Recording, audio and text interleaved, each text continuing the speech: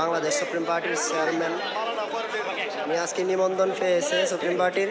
4টা মামলা হওয়ার পরে ওনাকে নিবন্ধন দিয়েছে, এই জন্য ওনারা আসে এখানে এক তারা নিয়ে আসছে, কেউ কেউ ফুল নিয়ে আসছে, কেউ কেউ মালা নিয়ে আসছে।